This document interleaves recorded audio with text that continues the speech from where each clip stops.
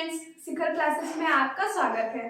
पिछले वीडियो में आप लोगों ने विसर्ग संधि के 2 नियम पढ़े थे, लेकिन आज आप विसर्ग संधि के कुछ और नियमों के बारे में जानेंगे। ठीक है, तो सबसे पहले हेडिंग डाल लीजिए आप लोग, विसर्ग का सा हो जाता है। मैं यहाँ पे लिखती हूँ, लिख लीजिए कौन सा, तीसरा नियम, क्योंकि पिछले वीडियो में आप लोगों ने 2 नियम पढ़ लिए थे, तो आज तीसरा पढ़ेंगे। विसर्ग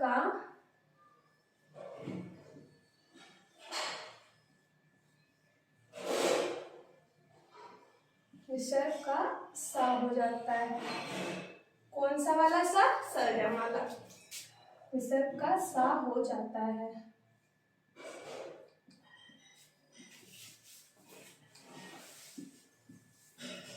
ठीक है,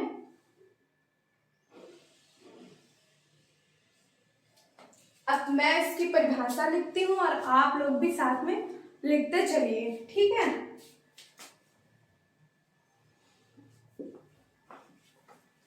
यदि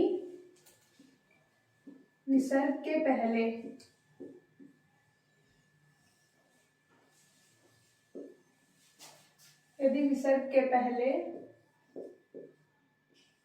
कोई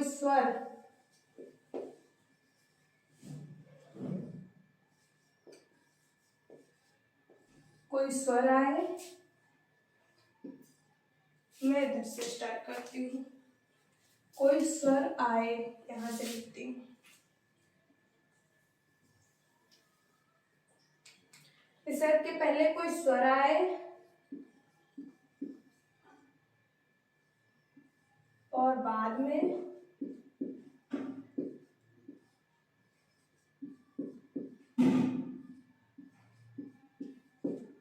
चा, छा या सा हो तो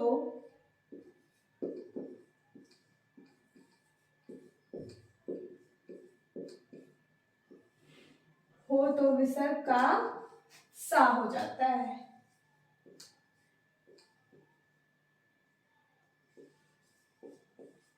सा हो जाता है।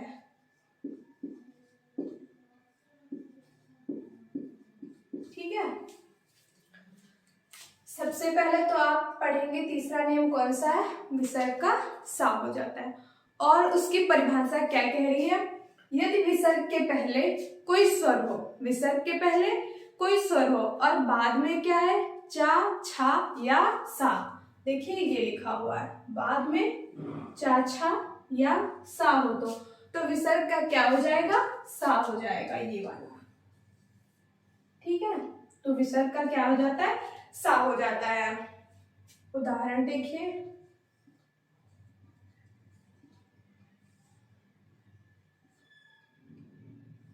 ठीक है, देखिए यहाँ पे नी प्लस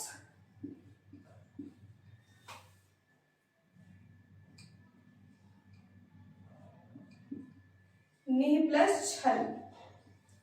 ठीक है, मैंने क्या लिखा, नी प्लस छल। अब एक बार आप लोग फिर से परिभाषा पे नजर डालिए कि परिभाषा क्या कह रही है। विसर्ग के पहले कोई स्वर आए, अब ये तो है आपका क्या, विसर्ग।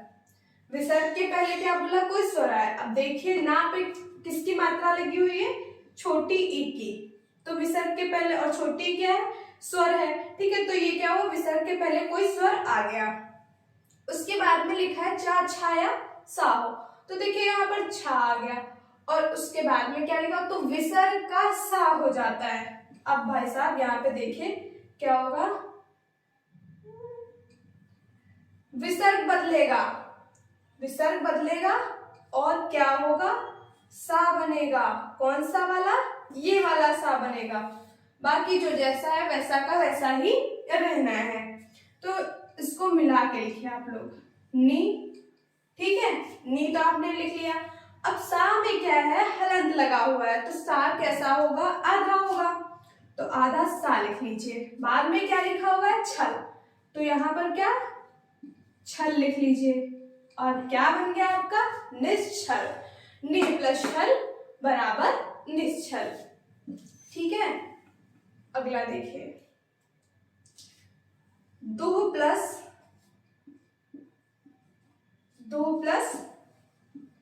शासन, दुह प्लस शासन। ठीक है, तो यहाँ पर भी वही है, देखो दा में ऊ आया हुआ है और ऊ क्या है, स्वर है। तो बस आपको ये ध्यान देते रहना है कि परिभाषा कह रही है कि विसर्ग के पहले कोई स्वर आना चाहिए। तो यहाँ पर क्या है, स्वर आ रहा है, उसके बाद क्या है, सा आ रहा है। देखो सा यहाँ पे लिखा, सा आ रहा है। और ये जो विसर्ग है ये परिवर्तित होगा, किसमें होगा, सा में परिवर्तित होगा। ठीक है, तो इसको भी लिखिए, देखो दू लिख लिया आपने, उसके बाद सा आ रहा है, तो सा को कैसा लिखेंगे, आधा, क्योंकि उसमें क्या है, हलंत लगा हुआ है। उसके बाद शासन लिखा हुआ, तो शासन ज्यों का त्यों हम उतार लेंगे, दुशासन, दु प्लस शासन दुशासन। निह प्लस चिंत, निह प्लस चिंत। यहां पर भी क्या होगा कि विसर्ग सा में परिवर्तित हो जाएगा, तो लिखिए नी, और यहां पर क्या होगा, सा होगा, और कैसा होगा, आधा, उसके बाद चिंत आएगा। ठीक है, लेकिन यहाँ पर क्या है, जब सा आधा होता है और उसके बाद कोई मात्रा लगी होती, तो इसको ये वाला जो इसके पास वाला जो स्वर आया हुआ है ई, ये क्या होता है, इसको सहारा दे देता है और क्या करता है, अपने अंदर ले लेता है, मतलब अपना सहारा दे देता है। तो देखिए कैसे देगा इसको सहारा, निश्चिंत। ठीक है, ये आधा था और इसको क्या किया, अपने अंदर ले लिया, अकेला नहीं इसको रहने दिया, तो ये बन गया आपका निश्चिंत। एक और उदाहरण देखिए आप लोग, दुह प्लस चरित्र, दुह प्लस चरित्र क्या हो जाएगा, दुष्चरित्र, क्योंकि ये जो है ये सा में बदलेगा, दुस, और ये जो चरित्र है वैसा का वैसा ही लिख लीजिए, क्या बन गया, दुष्चरित्र। ठीक है, तो ये सा संबंधी जो नियम था आपका, विसर्ग का सा हो जाता है, वो मैंने आपको बता दिया। इसके बाद हम देखेंगे दूसरा नियम, लेकिन उससे पहले आप लोग इसको नोट कर लीजिए।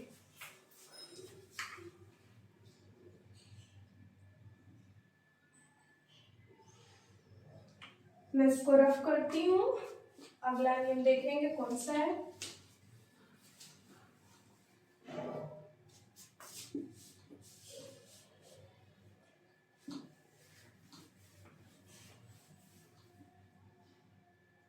यहाँ पर क्या होगा, इस पर विसर्ग का सा हो जाता है, कौन सा वाला, ये वाला सा, और ये नियम नंबर है आपका 4।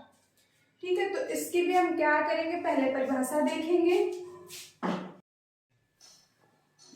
यदि विसर्ग से पहले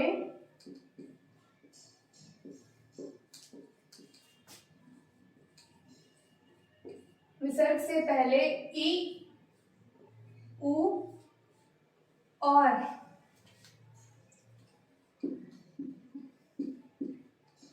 बाद में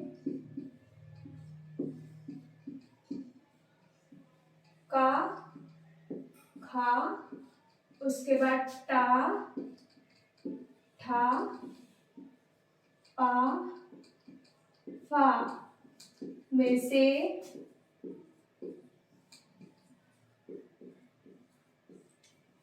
कोई वर्ण आए,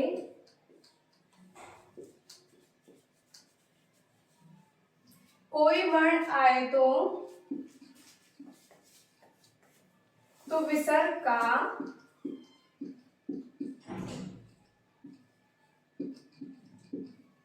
सा हो जाता है।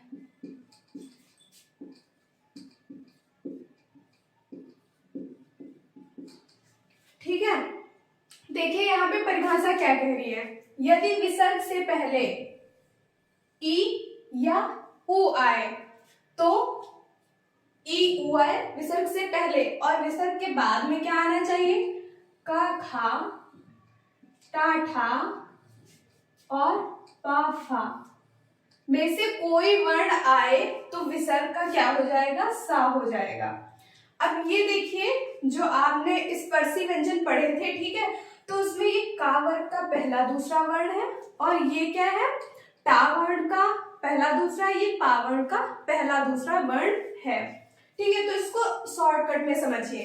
ये है आपका विसर्ग और विसर्ग के पहले क्या बोला है, ई या उ होना चाहिए, ई या उ प्लस, मतलब उसके बाद में क्या आना चाहिए, का खा और टा ठा, उसके बाद में पा फा। इनमें से कोई भी वर्ण आए तो आपका जो ये विसर्ग है ये परिवर्तित हो जाएगा किसमें, सा में। ठीक है, विसर्ग के पहले ई उ और विसर्ग के बाद में का खा टा ठा पा फा हो तो विसर्ग सा में परिवर्तित हो जाएगा। ये शॉर्टकट में आप लोग सरणी बना लीजिए। उसके बाद हम लोग देखेंगे क्या उदाहरण।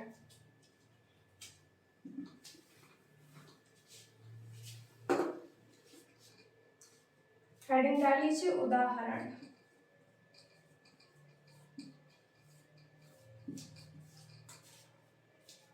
निह प्लस कपट, निह प्लस कपट। यहां पर क्या बोला गया था कि विसर्ग से पहले ई, छोटी ई। ठीक है, तो देखिए ना में जो है किसकी मात्रा लगी हुई, छोटी ई की मात्रा लगी हुई, तो ये विसर्ग से पहले क्या छोटी ई आ रही है और विसर्ग के बाद में का खा बोला गया था, टाठा पाफा, तो इसमें से क्या है, का आ रहा है। ठीक, तो विसर्ग का क्या परिवर्तित हो जाएगा और किसमें हो जाएगा, सा में। तो ये जो विसर्ग है इसका परिवर्तन होगा और परिवर्तन होगा तो किसमें होगा, सा में होगा। तो यहाँ पे क्या है, मिला के लिख दीजिए नी, और ये सा में क्या है, हलंत लगा हुआ, तो ये कैसा होगा, आधा होगा, तो यहाँ पे आधा लिख दीजिए। उसके बाद जैसा कपट जैसा लिखा हुआ है वैसा का वैसा ही लिख दीजिए, निस कपट, नी प्लस कपट निस कपट। नी प्लस फल,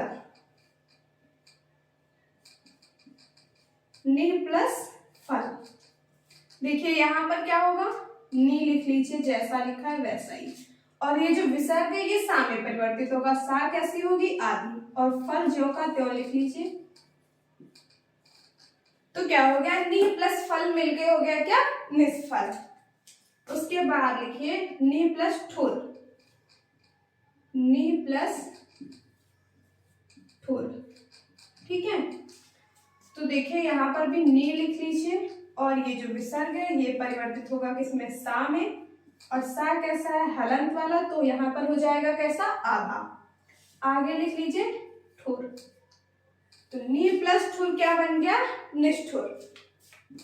ठीक है, उसके बाद देखिए धनु, धनु प्लस टंकार,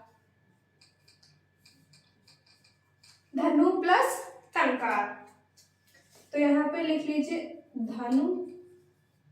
यहाँ पर क्या था, छोटी ई आ रही थी, अब यहाँ पर क्या है, उ आ रहा है। विसर्ग किसमें परिवर्तित होना है, चाहे ई हो चाहे उ, लेकिन विसर्ग का जो परिवर्तन होगा वो किसमें होगा, सा में होगा। ठीक है, तो यहाँ पर जो विसर्ग होगा इस सा में परिवर्तित होगा, और हमने धनु लिख लिया है। अब क्या लिखेंगे, सा। उसके बाद क्या, टंकार लिखा हुआ है, तो टंकार जैसा लिखा है वैसा का वैसा ही उतार देंगे यहाँ पे, तो धनु प्लस टंकार बन गया धनुष टंकार। ठीक है, इसके बाद हम पढ़ेंगे अगला नियम।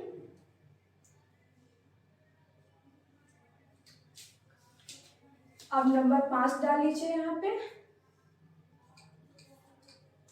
और यहाँ पर क्या हो जाएगा, सा,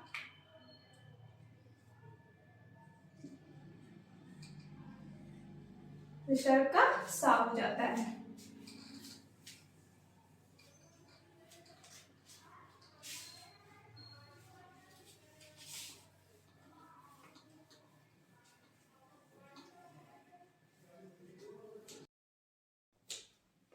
देखिए इसको और रफ कर लीजिए। यदि विसर्ग के बाद त था या सा हो तो, सा हो तो विसर्ग का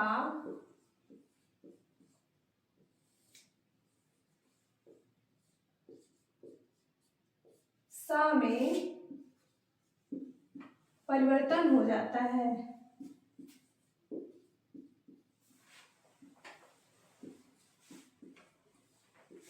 तो विसर्ग का सा में परिवर्तन हो जाता है।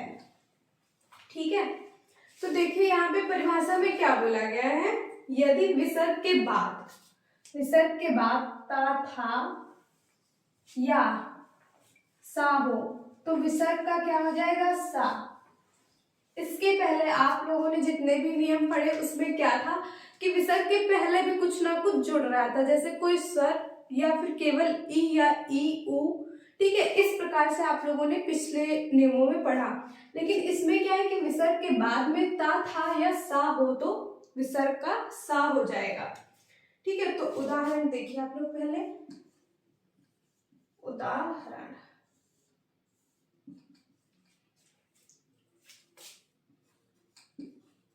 नमः प्लस ते, नमः प्लस ते। और इसमें क्या बोला गया है, विसर्ग के बाद ताया था, तो देखिए ता आया हुआ है तो विसर्ग किस में परिवर्तित होगा, सा में परिवर्तित होगा। तो ये रहा आपका विसर्ग और विसर्ग परिवर्तित हो गया किसमें, सा में। बाकी जो जैसा है वैसा का वैसा ही लिख लीजिए। तो यहाँ पे लिखिए पहले नम, ये वाला जो लिखा है, और उसके बाद विसर्ग था और विसर्ग परिवर्तित हुआ सा में, और सा में लगा हुआ है क्या, हलंत। और जहां पर हलंत लगा हुआ होता है वहां पर हम क्या लिखते हैं, आधा लिखते हैं। तो क्या हो जाएगा, सा हो जाएगा आधा, और ये क्या है, ते लिखा हुआ है, ते जैसा लिखा है वैसा ही लिख दीजिए। तो ये क्या बन गया, नमः प्लस ते नमस्ते। आगे देखिए, दु प्लस तर, दु प्लस तर, इसमें भी क्या होगा, ये जो विसर्ग है ये सा में परिवर्तित होगा। तो पहले लिख लीजिए दु, और ये क्या, आधा सा यहाँ पर आ जाएगा, और तर क्या बन गया, दुस्तर। एक और देखिए, नि प्लस तेज, नि प्लस तेज। तो पहले लिखिए नी, और ये विसर्ग जो है ये परिवर्तित होगा सा में, सा कैसा है, आधा, तो यहाँ पे आधा सा लिख लीजिए, आगे तेज लिखा हुआ है तो आप लोग भी लिख लीजिए तेज, और नि प्लस तेज मिलकर क्या हो गया, निस्तेज।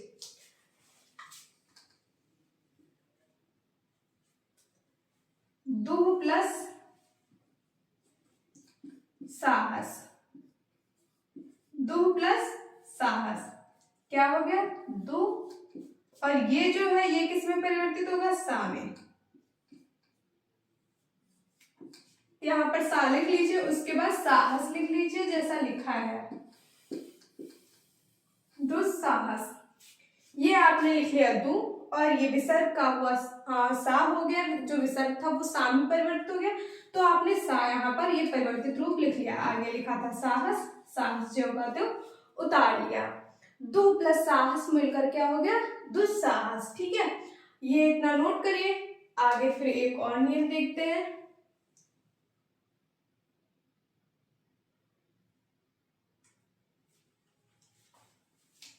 देखिए,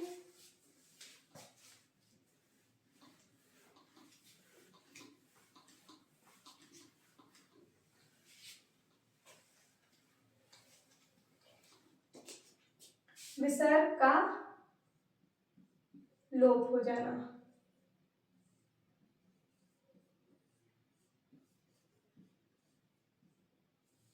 विसर्ग का लोप हो जाना।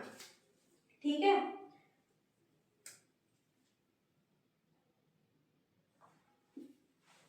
तो देखिए यहां पर इसकी परिभाषा क्या होगी,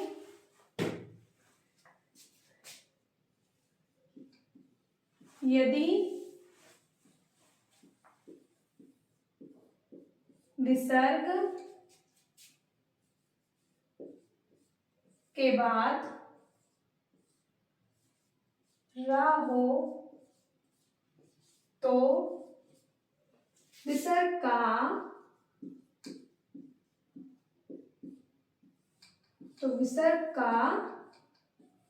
लोप हो जाता है।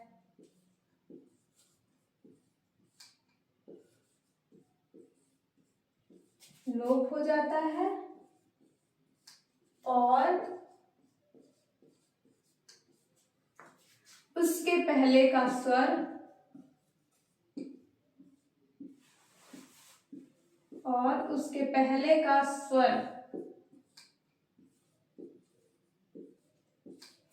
दीर्घ हो जाता है।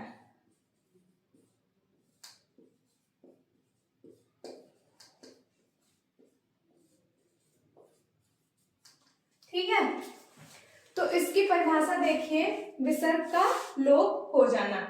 तो इसमें ये कहा गया है कि यदि विसर्ग के बाद रा हो तो, एक सेकंड मैं यहां पे लिखती हूं, है यदि विसर्ग के बाद रा हो तो विसर्ग का लोप हो जाता है। यदि रा आया है तो क्या होगा, विसर्ग के बाद यदि, देखिए यहाँ पे देखिए विसर्ग है ये, ठीक है, और विसर्ग के बाद में क्या है, रा आया है, तो क्या होगा कि विसर्ग जो है वो लोप, उसका लोप हो जाएगा। मतलब वो जब ये मिल के बनेगा एक नया शब्द तो क्या होगा, उसमें विसर्ग नहीं आएगा।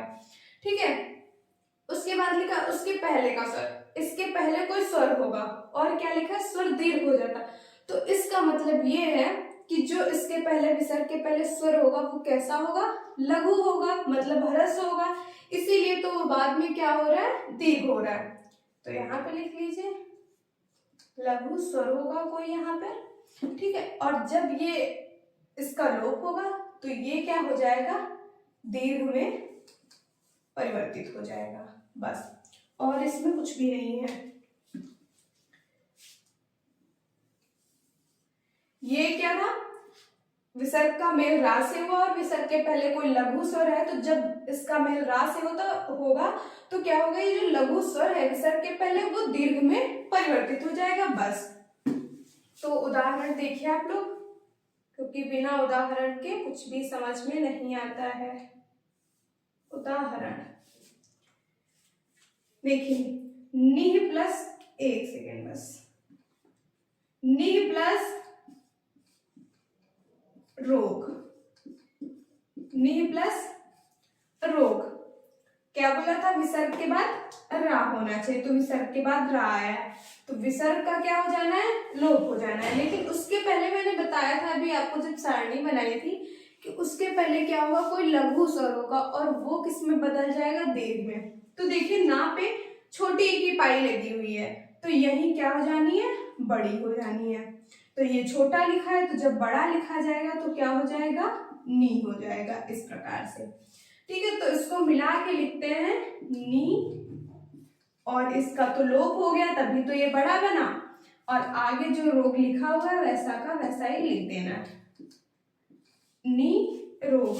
ठीक है, उसके बाद देखिए नी प्लस रस, नी प्लस रस, तो यहां पर क्या बन जाएगा, विसर्ग का लोप होगा और जो स्वर है वो दीर्घ हो जाएगा, तो हो गया नी और रस, नी प्लस रस क्या हो गया, नीरस। ये था आपका विसर्ग का लोप हो जाना, उसके ये थे उदाहरण। ठीक है, तो उसको भी नोट कर लीजिए।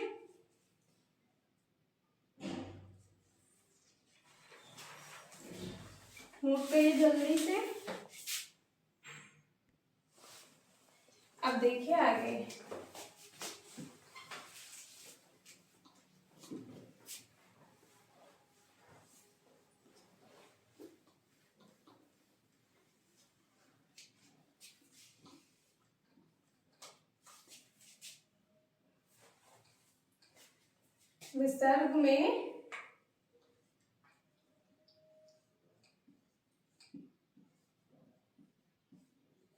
विसर्ग में परिवर्तन ना होना।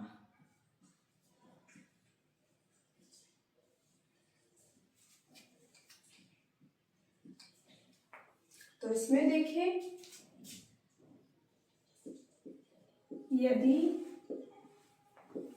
विसर्ग के पहले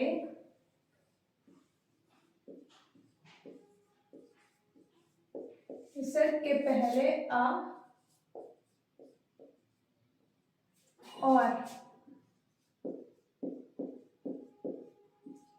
और विसर्ग के बाद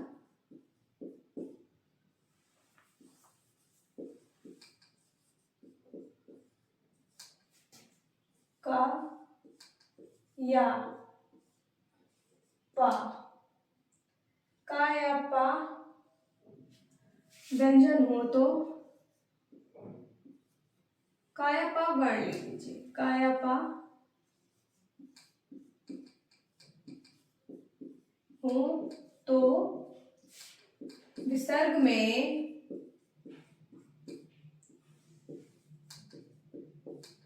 कोई परिवर्तन नहीं होता है। विसर्ग में कोई परिवर्तन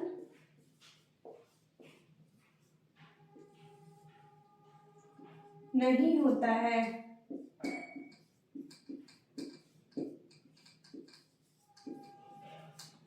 ठीक है, तो इसमें परिभाषा में क्या है एक बार पढ़ लीजिए। यदि विसर्ग के पहले आ हो और विसर्ग के बाद में का और या फिर का के अलावा क्या हो सकता है, पा भी हो सकता है। वर्ण हो तो का या पा वर्ण हो तो विसर्ग में कोई परिवर्तन नहीं आता है। विसर्ग जैसा होता है वैसा का वैसा ही, मतलब ज्यों का त्यों रहता है। ठीक है, तो इसमें भी पहले आप उदाहरण देखिए, क्योंकि उदाहरण के बिना तो संधि पूरी होती ही नहीं है। ठीक है, देखिए, प्रातः प्लस काल, प्रातः प्लस काल। यहाँ पर क्या बोला गया था कि विसर्ग के पहले आ, तो देखिए ता आया हुआ है, ता में क्या आ निकल रहा है ना, तो विसर्ग के पहले आ गया। पहली लाइन वाली जो कंडीशन थी वो तो आपकी पूरी हो गई। बाद में लिखा हुआ है कि का या पा होना चाहिए, तो का भी आ गया। और अब क्या लिखा है कि विसर्ग में कोई परिवर्तन नहीं होना है, तो जो जैसा लिखा है वैसे ही रहेगा। प्रातः काल, बस आपको क्या करना है कि जोड़ करके लिख देना है, सबसे आसान नियम है।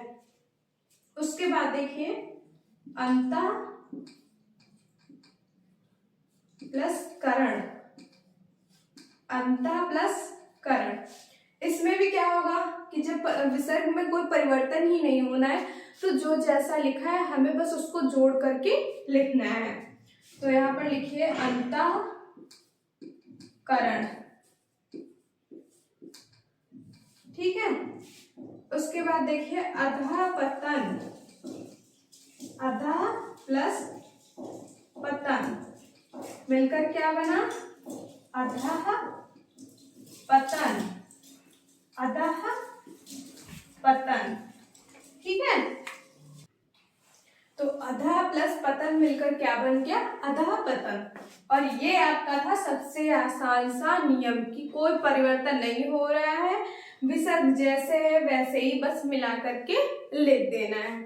ठीक है, तो एक बहुत छोटा सा नियम है, या फिर उसको आप पॉइंट बना के भी लिख सकते हैं, वो भी देख लीजिए।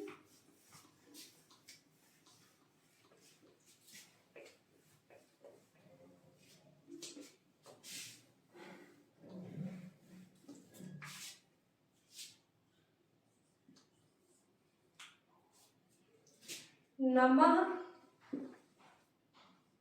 एवं पुरः में विसर्ग का